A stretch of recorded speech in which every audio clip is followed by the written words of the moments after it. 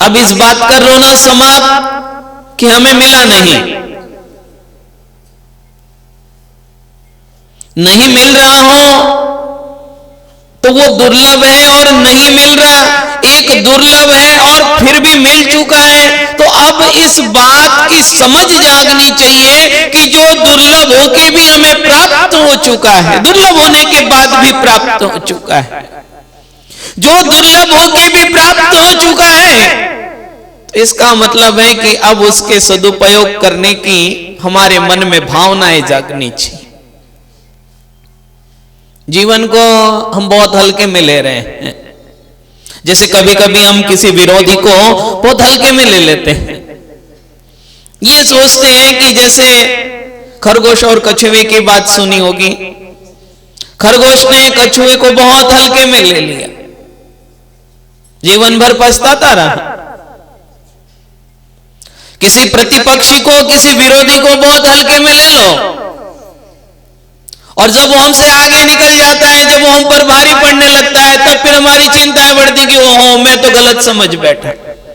ठीक इसी तरह की एक गलती यहां पर हो रही है कि मनुष्यत्व जो दुर्लभ था, जो मिल गया, अब उसको हम हल्के में ले रहे हैं। हल्के में यूं ले रहे हैं कि अपने मनुष्यत्व के प्रति, अपने इस पर्याय के प्रति, अपने इस जागरण के प्रति कोई जागरण नहीं। दिनचर्या बन गई है, खाना पीना है, अपना उठना है, बैठना है, सोना है, बातें करनी, फिर सुबह हुई, शाम हो गई, रात हो गई, फिर सुबह हो गई, फिर दोपहर शाम हो गई, और इस तरह से जीवन चला जा रहा है। न जाने कितने हैप्पी न्यू ईयर हो गए।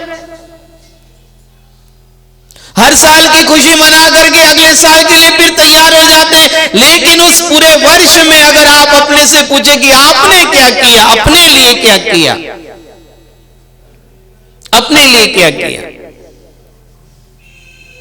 खाना पीना, मौज मस्ती, जिंदगी के मजे कम नहीं होंगे, जिंदगी के मजे कम नहीं होंगे। अफसोस एक दिन हम नहीं होंगे, अफसोस कि एक दिन हम नहीं होंगे। इन साधनों की कमी नहीं है, साधन हो सकता है और भी बढ़ते चले जाए, और भी बढ़ते चले जाए। साधनों के प्रति प्रभावित होकर के अगर जीवन जी रहे हो तो ध्यान रखना, एक दिन जीवन भी प्रभावित हो जाएगा, एक दिन जीवन भी प्रभावित हो जाएगा। क्यों? क्योंकि साधनों की कोई सीमा नहीं है, लेकिन जीवन की सीमा है, आयु की सीमा है। वो उतने समय तक ही जिया जाएगा, वो उससे ज्यादा नहीं जिया जाएगा। साधन तो एक टूटने के बाद में दूसरा साधन उपलब्ध हो जाएगा, लेकिन अगर ये पर्याय टूट गई, ये पर्याय समाप्त हो गई, ये मौका अगर तुमने हाथ से खो दिया, तो फिर दोबारा ये पर्याय तुम्हें कब प्राप्त हो इसकी कोई गारंटी नहीं। साधन की गारंटी ले भी लेगा, दुकानों पर जाते हो आप और दुकान वाले से कहते हो कि इसकी क्या गारंटी और क्या वारंटी, वो दे देगा दुकान पर आपको गारंटी वारंटी, लेकिन आपकी पर्याय की कोई गारंटी नहीं है कि वो दोबारा आपको मिलेगी या नहीं मिलेगी। और अगर उसकी गारंटी कोई है तो उसकी गारंटी तुम खुद हो, तुम खुद हो, कोई दूसरा नहीं दे सकता है उसकी गारंटी। अगर तुम्हें दोबारा ये पर्याय चाहिए तो फिर तुम्हें वही काम करने होंगे जिन कामों से तुमने आज ये पर्याय प्राप्त की है। मनुष्यत्व बहुत दुर्लभ है। बालापन में खेला खाया, आई जवानी मस्त रहा, बालापन में खेला खाया, आई जवानी मस्त रहा, बूढ़ापन में रोग सताए। देख सकते हो आप, अगर आपको बुढ़ापा नहीं आया है तो दूसरे के बुढ़ापे को देख करके हंसी मत उड़ाना। अगर आपके पास में अभी जवानी है, युवापन है, शरीर अच्छा है, तो किसी दूसरे बुजुर्ग को देख करके, उसकी दशा को देख करके, उसकी कंडीशंस देख करके, उसकी स्थिति देख करके हंसना मत। अपने बुढ़ापे को याद कर लेना, 20 साल बाद आने जो वाला है।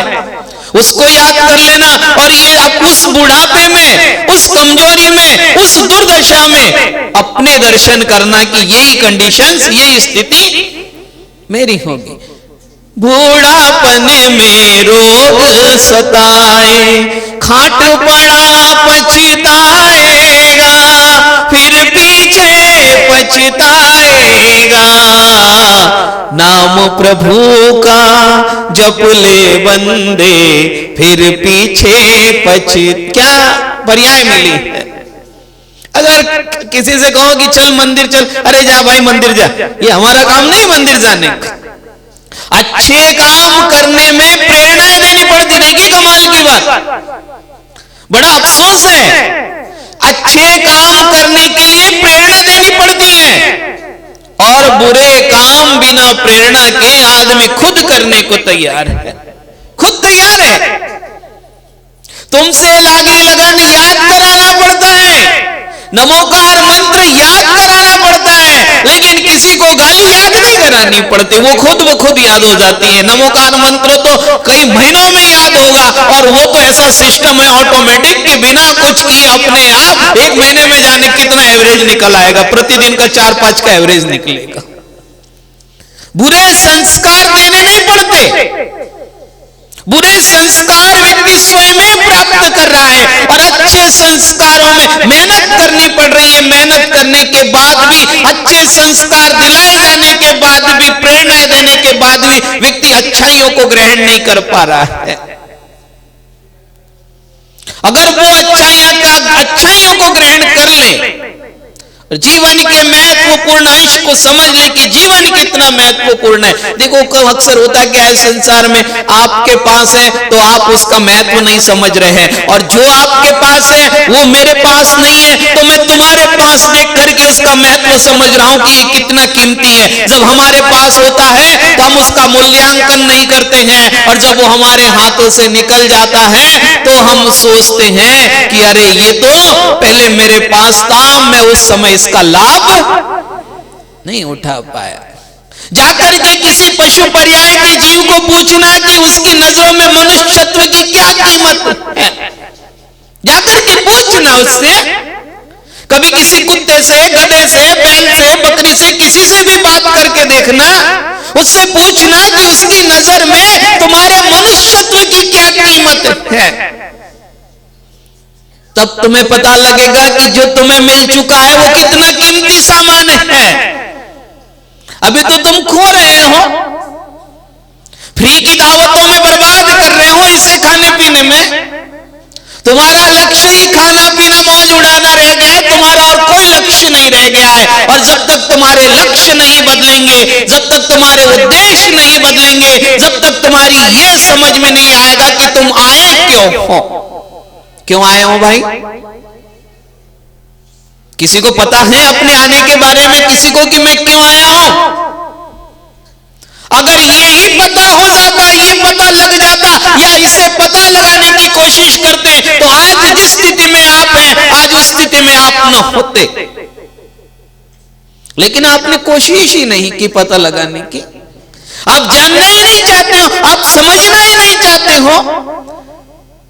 उनसे जाकर के पूछो जो दुख उठा रहे हैं पशु पर्याय के, बोझा ढो रहे हैं, उनकी क्षमता है 100 किलो वजन उठाने की, उन पर 500 किलो वजन लादा जा रहा है। उनकी क्षमता है 10 लीटर पानी पीने की, उनको 4 लीटर पानी दिया जा रहा है पीने के लिए। उनकी क्षमता है 5 किलो घास खाने की, उनको 2.5 किलो घास दी जा रही है खाने के लिए। उन्हें पूछो भूख और प्यास की वेदना क्या होती है, और तुम्हारी भूख है 2 रोटी की, तुम्हें 4 रोटी परोसी जा रही है, इसलिए तुम रोटी को समझ ही नहीं पा रहे हो कि रोटी का मूल्यांकन क्या है। तुम समझ ही नहीं पा रहे। क्यों? क्योंकि जितनी भूख है तुम्हें उससे ज्यादा मिल रहा है। 2 बार भूख लगती होगी, तुम्हें 4 बार मिल रहा है, और वो भी फ्री में मिल रहा है, उनको मेहनत करने के बाद भी नहीं मिल रहा है।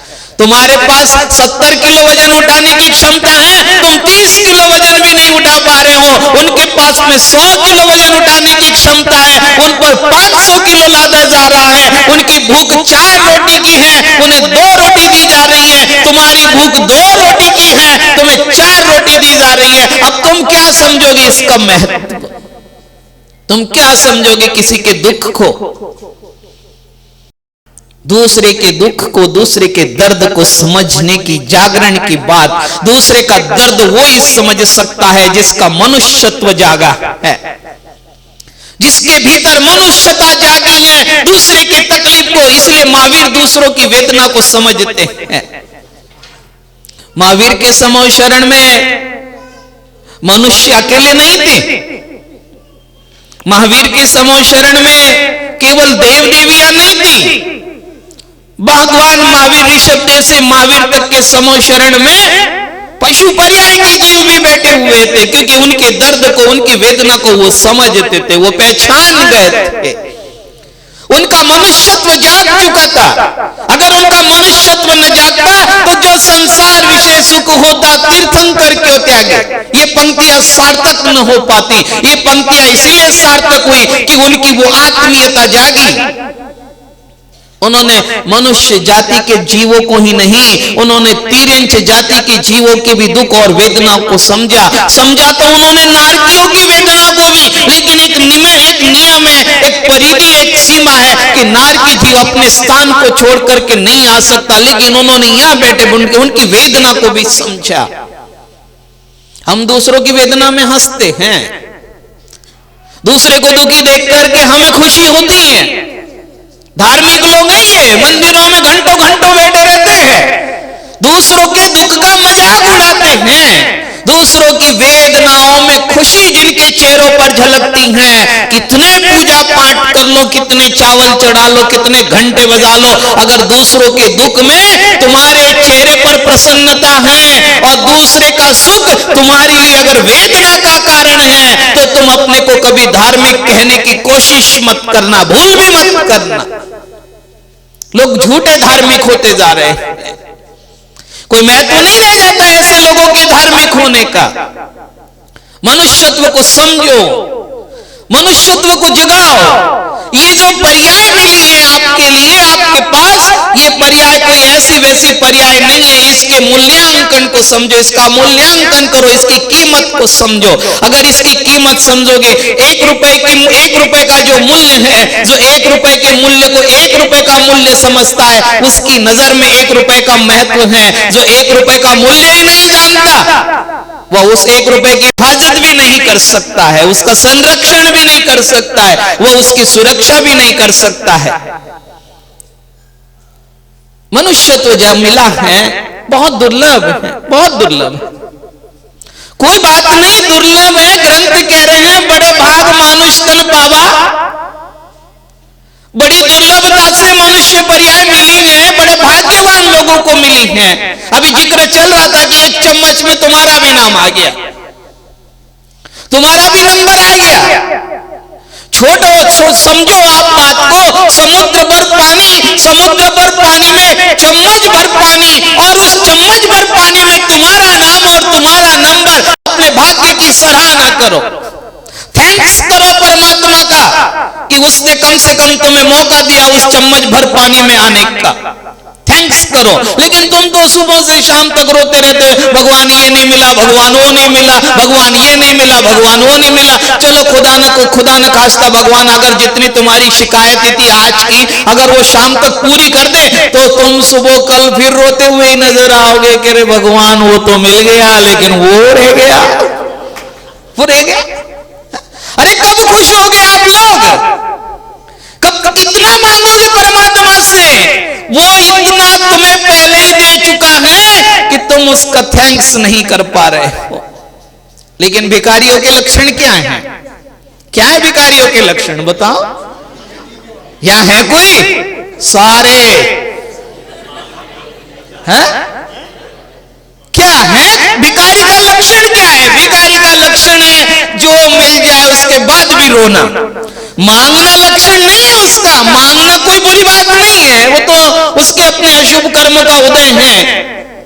लेकिन मांगने के बाद मिल गया, ऐसा नहीं कि नहीं मिला, मांगने के बाद मिल गया, लेकिन मिलने के बाद भी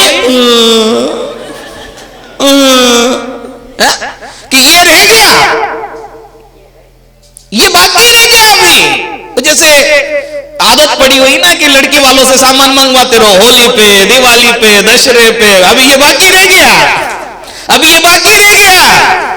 जिस आदमी को अपने पर ही विश्वास नहीं है,